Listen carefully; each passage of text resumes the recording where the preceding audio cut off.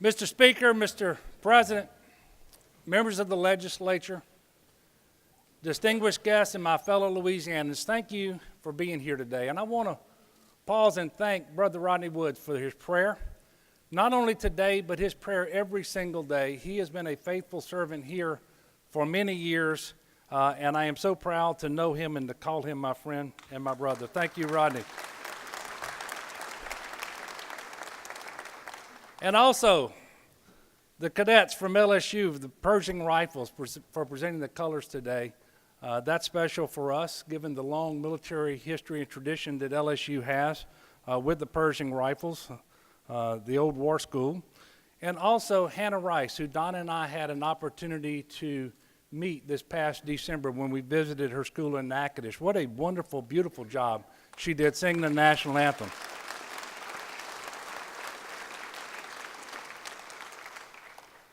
Sort of seems like we just did this. I know you haven't been away for very long.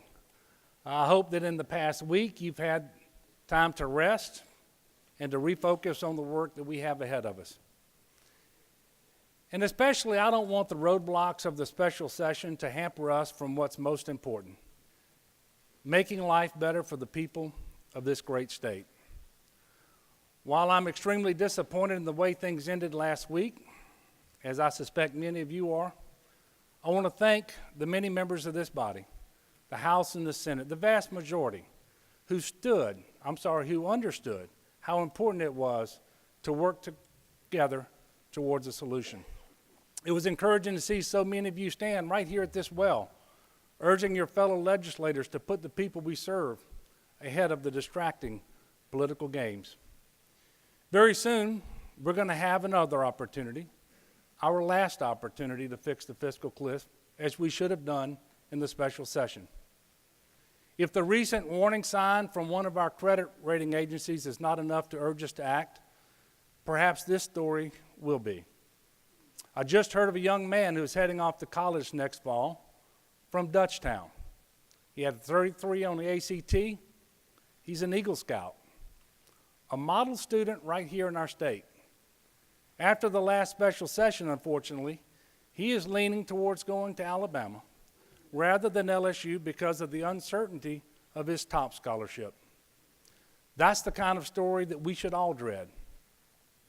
Losing to Alabama in the classroom should be every bit as painful as losing to them on the football field. And it's time we start winning on both.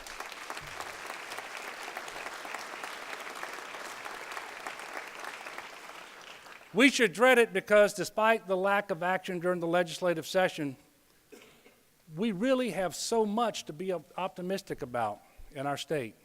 We should be excited about what lies ahead in Louisiana if only we can move beyond the problems of the past. Every day, the state of our state grows stronger, and when you look at the accomplishments we've made this past year, it's easy to see that our momentum is driven by the people of this great state. At 4.6%, unemployment is at its lowest level in a decade, and in 2017, we saw record employment in construction, education, and healthcare. We are chipping away at our nearly $14 billion backlog of infrastructure projects. And although it's not nearly enough, we are finding new and innovative ways to deliver key priorities to communities around the state.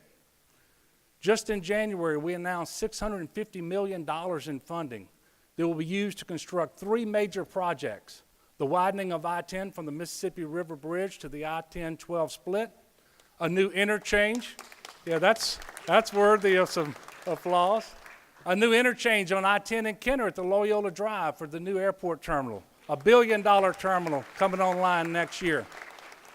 And for the folks in Northwest Louisiana, new access from I-20 to Barksdale Air Force Base. Just last week, it was announced that Site Selection Magazine has once again ranked Louisiana among the top 10 states in the country for economic development investment on a per capita basis. Area Development ranks us among the top 5 states for doing business, and Thumbtack ranks us in the top 4 in the nation for small business friendliness. In 2017 alone, we landed 43 new projects, totaling $4.6 billion in capital investment in parishes all across the state of Louisiana, including DXC Technologies, which is being hailed as the second best economic development deal in the country last year and certainly the largest in the history of Louisiana. With these projects, we added over 13,000 new direct and indirect jobs, and overall, nearly 24,000 more Louisianans gained employment. That wasn't an accident. When Stephen Hilton, the executive vice president of DXC, explained why they chose New Orleans, he said that it was not only a place that could attract millennials, but also the next generation of talent. Time after time, the business community is saying yes to Louisiana, yes to new investments, yes to expansion projects, yes to maintaining existing businesses. And they are saying yes because we have a vision for our state and our people. And I'd like to recognize one of those companies today, Andy Johnson with Graphic Packaging. Andy, would you please stand and be recognized?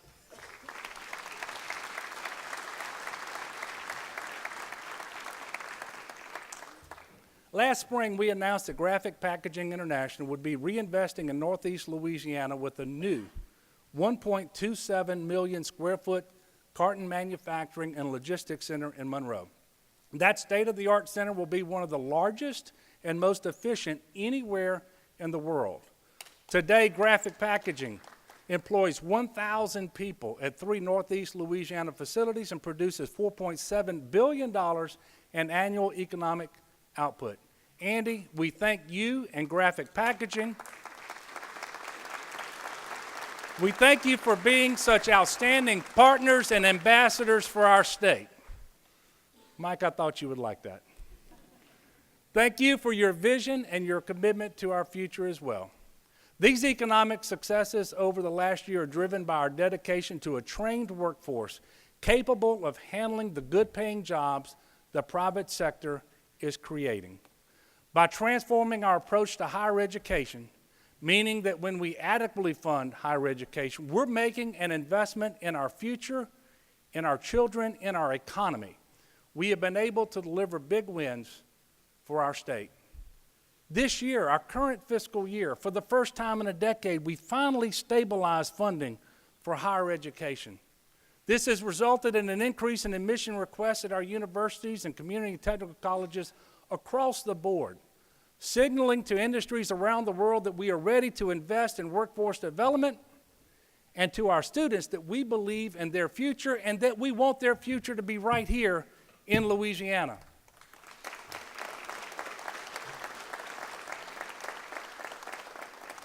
Unfortunately, however, that's not the message that was sent from this body last week. Enrollment isn't going to continue trending upward without a stable budget. We've seen the consequences of this already. So just remember, when a special session goes by without any action, you're not failing me. You're failing that kid from Dutchtown and the thousands of others like him around the state. In order to have productive workers, you also need healthy workers, which is why we're also committed to improving health outcomes in Louisiana. The best news is that our approach is working. Medicaid expansion continues to change lives. Over 460,000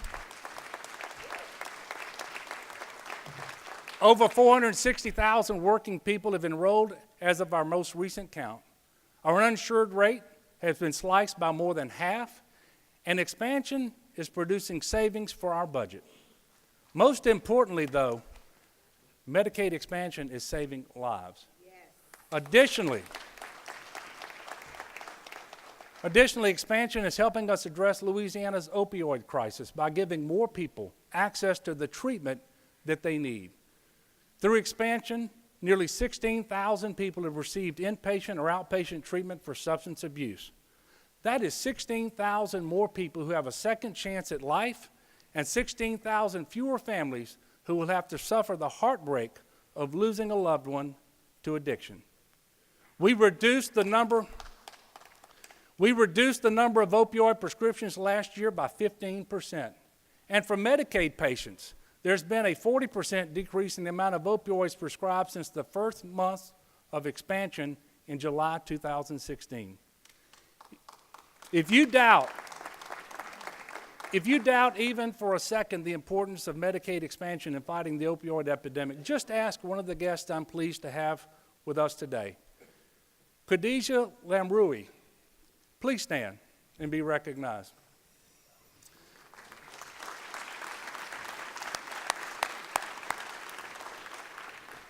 Khadijah is employed as a mental health technician. She had applied for Medicaid years ago but wasn't eligible. Like so many, she fell into the gap of not qualifying for traditional Medicaid, but she also didn't receive coverage through her work because it was unaffordable. And like so many, Khadijah struggled with opioid addiction. After receiving health care through expansion, she was able to receive treatment through the Oxford House. And on April 4th, less than a month from now, she will have reached her one-year milestone of sobriety. Khadijah,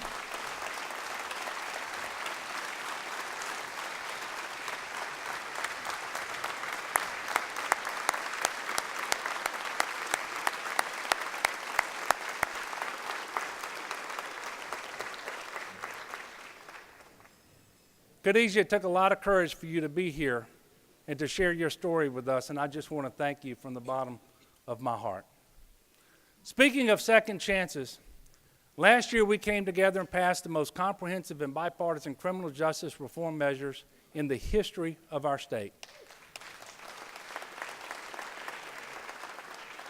When I ran for governor, I said that by the end of my first term, Louisiana would lose its decades-long position as the nation's top incarcerator by making strategic changes to our criminal justice system that will improve public safety and in turn save our state money that we can reinvest in programs to reduce recidivism and crime.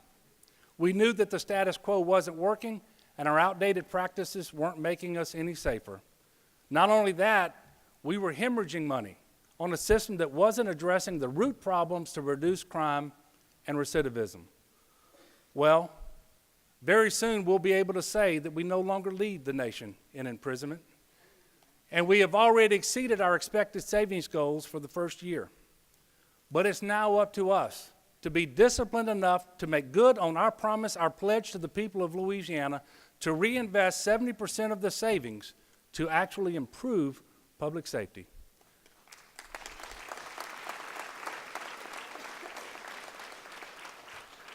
And we did that by working together, by bringing together the business community, religious leaders, Republicans, Democrats, independents, community leaders, and law enforcement.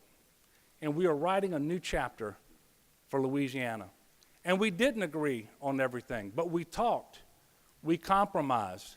There was give and take among everyone, and that should be our guiding principle going into this regular session and beyond.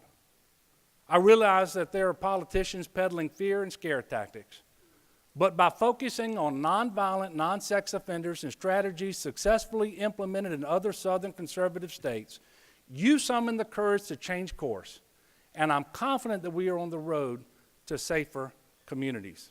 Those other states saw their crime rates decline significantly. We followed that same model here in Louisiana, and we're going to see the same results. Now, criminal justice brought people of different viewpoints together. In a similar way, we were brought together with our neighbors in other states last year due to natural disasters. I've always known that the people of Louisiana are generous and resilient. We proved that more than ever over the past couple of years. 2016 was a year of loss for far too many Louisianans.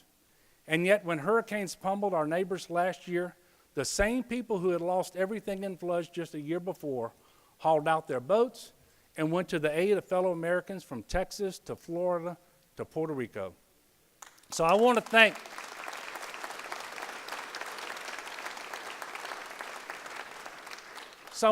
a moment and thank those individuals.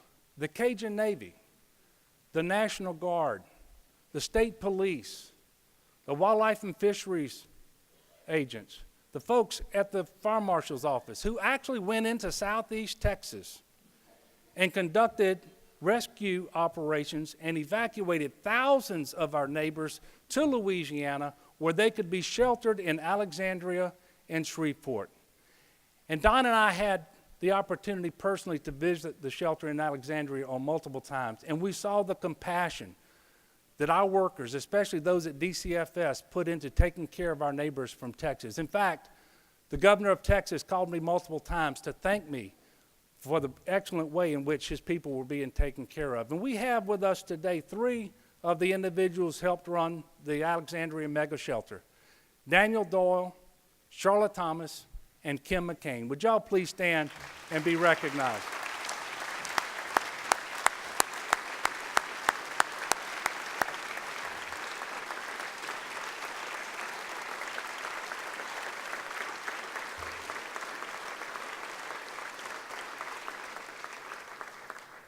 We want to thank you for the long days and even longer nights you and your colleagues spent providing a safe and welcoming environment for the victims of last year's hurricanes. In addition to their disaster efforts, DCFS has been working to ensure that every child in its care has a permanent and loving home. DCFS was one of 8 states to receive a national grant to develop strategies to recruit and retain highly skilled child welfare workers. In 2017, we reunited nearly 2,600 children with their birth families. And for a second year in a row, we set another adoption record with 771 children finding their forever home by being adopted.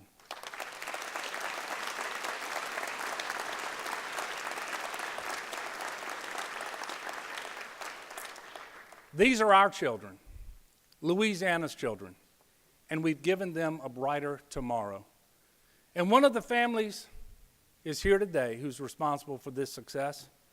Dawn and David Moss have 3 biological children, but they knew that there was room in their home and in their hearts for more. So they answered the call to become foster parents. And after fostering children for 6 years, they officially grew their family by 5 when they adopted Aubrey, who is 8, Thomas, who is 7, Emmett, who is 6, Zane, who is 5, and Lucy, who is 3.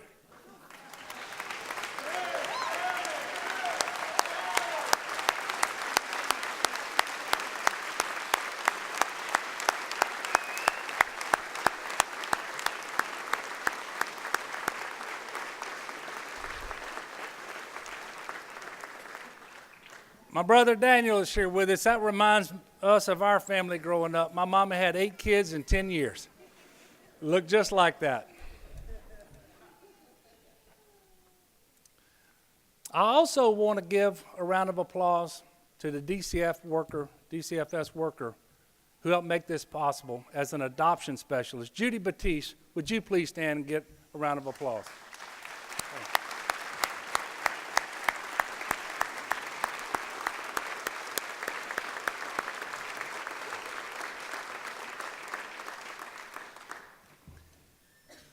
This session, we're going to be building on all these accomplishments and so much more. I'm teaming up with and partnering with the Republicans, Democrats, Independents alike. We're building on that incredible wave of momentum, soliciting ideas from all across the state, the business community, small business owners, seniors, students, parents, and law enforcement. The legislative agenda I am proposing to you today is as bold and diverse as the people of our great state. Small businesses make up 99.5% of all businesses in Louisiana and employ over half of our workforce. They aren't just the backbone of our economy, they're at the very heart of our communities. That's why it's important to cultivate an environment that will allow small businesses to flourish. I am asking you to create a Louisiana Small Business and Entrepreneurship Council charged with helping small businesses remain competitive in Louisiana. We are cutting through the red tape and giving small businesses regulatory relief that costs them money and that are overly burdensome.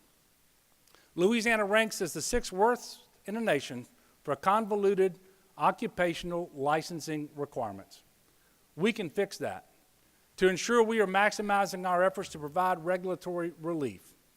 I have directed my cabinet to review all regulations, especially related to small businesses, and identify areas where we can provide relief. Further, we will be establishing an occupational licensing review. First up, repealing licensing requirements for florists, which we are the only state in the nation to require.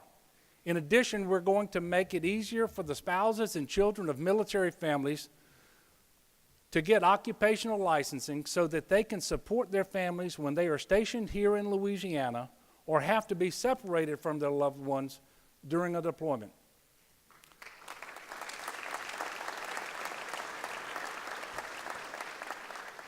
You know, service members are not the only ones who make sacrifices for our country.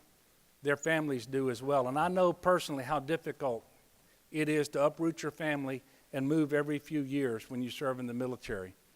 So we want to make it easier for military families who come to Louisiana to get the licensing they need to seamlessly continue their careers here. Therefore, we will be taking several measures to enter into multi-state licensure compacts and waiving certain fees for military families. The impacts of our efforts to streamline government will be far-reaching. Let's make it easier for families to get out and enjoy the natural beauty Louisiana has to offer. This is the sportsman's paradise, after all. So our efforts will seek to streamline recreational hunting and fishing licenses by reducing the number of licenses from 117 to 30. We will also build on our efforts to end childhood hunger in Louisiana, where 1 in 4 children remain in poverty. Last year, Don and I launched the Louisiana's No Kid Hungry initiative. In October, we held the first statewide breakfast challenge, and 306 schools participated, providing over 147,000 more meals to students. This session, we will ensure that students are not stigmatized when they cannot afford to pay for a meal. When we are able to give students a well-balanced meal at the start of the day, they perform better, they are less likely to act out, which allows our teachers to focus their efforts on teaching. One of the things I've learned to serving as the chair of the Southern Region Education Board is that improving public education should never be a competition among states, but rather a collaborative effort to learn from each other. Therefore, we will create the Early Childhood Care and Education Commission, which will work closely in partnership with the National Governors Association. And recognizing the hard work of our teachers, we will support legislation that will allow them to acquire tenure if they have effective or highly effective ratings for 5 out of 6 years. And knowing that value-added model for teacher evaluation was not implemented as intended by its creators and by its principal champion, your own Frank Hoffman, we will reduce the part of the value-added model that it plays in teachers' evaluation from 35% to 15% to promote fairness and consistency for our teachers. And understandably, there's a national conversation happening right now about how we can better protect children when they are at schools. As this conversation moves forward, we must drown out the political noise and focus on the issue at hand. We must work together by bringing in law enforcement, school officials, educators, parents, and students. Our priority is public safety for our children, and I know that we can have a constructive dialogue here in Louisiana over the course of this session and advance this cause. And then further increase opportunities for all children, we must find ways to lift families out of poverty. Sadly, Louisiana has the 2nd highest poverty rate in the country and the 3rd highest child poverty rate. I'm committed to doing everything in my power to change that narrative, which is why we will be coordinating a strategic effort among state departments with the Moving Families from Poverty to Empowerment Strategic Plan. A critical part of this effort is establishing a minimum wage that produces a modest but meaningful increase and passing the Louisiana Equal Pay Act.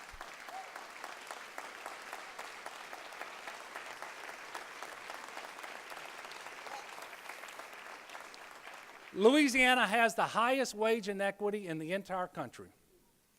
Everyone in this room and listening wherever you are should be offended that a woman makes only 66 cents for every dollar a man makes.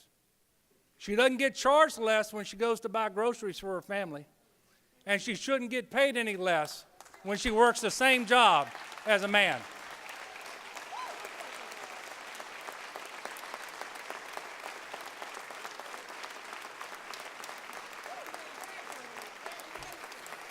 This should be easy.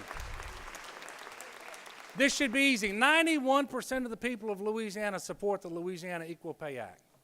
And why? Because it's the right thing to do. It's just that simple. Same goes for raising the minimum wage. 18 states raised their minimum wage at the beginning of 2018, and yet Louisiana remains one of only 5 states not to have adopted a state minimum wage at all. $7.25 in 2018 is not a fair wage. So let's raise the minimum wage. Let's raise the minimum wage to $8.50 per hour over 2 years. Additionally, we must confront the horrific reality that more women die during pregnancy and childbirth in Louisiana than just about anywhere else in the country. It's 2018. Women should not be dying at such an alarming rate because of childbirth. So I've tasked the Louisiana Department of Health with examining the factors contributing to the increased cases of maternal mortality in our state and developing an extensive report on the policies and practice recommendations that we can implement. And while I'm speaking to you today, at least 2 children will be born. We may never meet them directly, but what we do here or don't do here will profoundly affect them. Chances are, by the way, they'll be born in a rural hospital. Our actions directly affect whether that mother can get to that hospital in time for a safe, healthy delivery. And we owe it to mothers to make Louisiana a safe and sound place to give birth and to build a family. I also firmly believe that every person, whether they work in state government or private industry, should be able to go to work each day without fear of sexual harassment or discrimination. I have said repeatedly that sexual harassment will not be tolerated in the state of Louisiana, nor will we allow victims to feel bullied or silenced.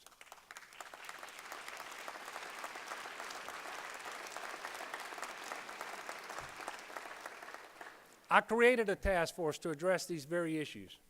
I have received their recommendations and reviewed best practices from around the country, and we are now ready to begin implementing these changes here in Louisiana. They include lifting the veil of secrecy by prohibiting employers from mandating forced arbitration, protecting the identity of individuals reporting instances of sexual harassment or discrimination from public disclosure, and requiring annual sexual harassment training for all public employees and elected officials.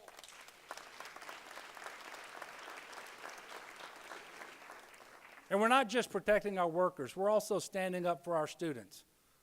One of the scariest moments of a parent's life is when you're sending your kid off to college.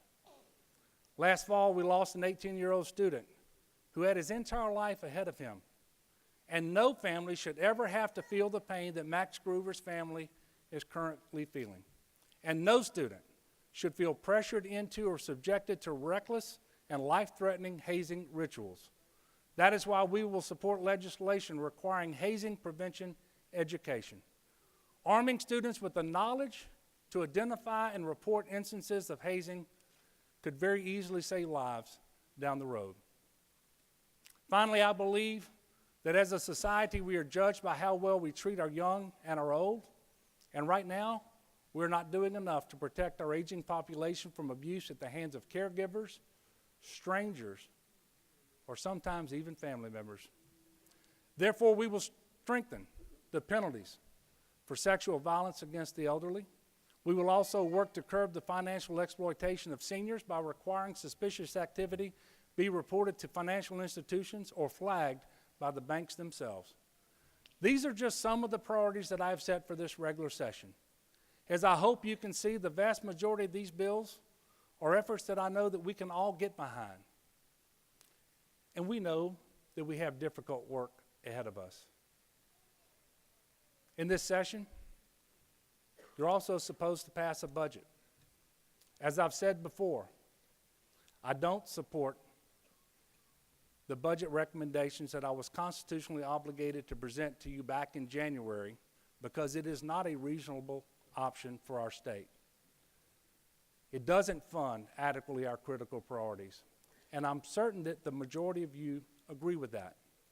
I especially know that your constituents, our constituents, want us to do better.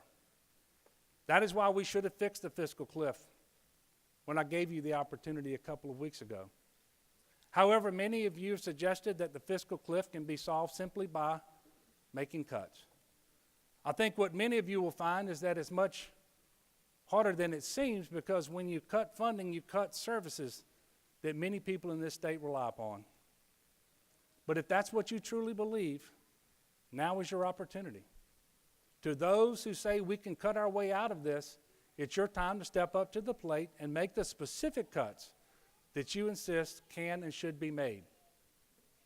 I remain of the opinion that we need to end this session in mid-May, as the President and the Speaker and I discussed, so that we can enter into another special session at no additional expense to taxpayers that will conclude no later than June 4th when the regular session is scheduled to conclude.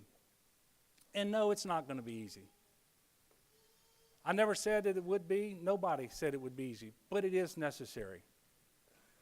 However, the things that we can accomplish over this regular session should be relatively easy, and they will be if we will just engage in a civil discourse. If we will treat one another as colleagues and this body as a collegial body, we can actually find ways to come together and do those things that we agree upon. The hard becomes possible, but if we take the opposite approach, the hard becomes impossible. And our people deserve better than that. And by the way, we are better than that. So let's make life better for workers throughout our industries, for students, for children in need, for seniors, for emergency responders and teachers, for business owners, for military families, for the vulnerable and the poor, for your family, for my family. The state of Louisiana is great precisely because our people have dared to be great. And we have some remarkable things going for us. And we have the natural resources and booming industries. We've got the largest port, not only in America, but in the entire Western Hemisphere. We've got bright young minds who want to stay here as long as we can give them the opportunity to be successful. I have always known that Louisiana is the greatest state in the nation. Now let's prove it to the rest of the world.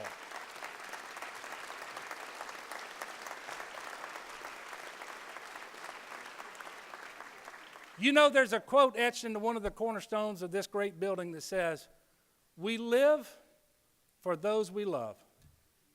Every single one of us is here today because we love this state. We love its people. And that love is what brings us back, session after session, year after year, and work towards solutions for the problems that we face and to get the prosperity that we know that is within our reach.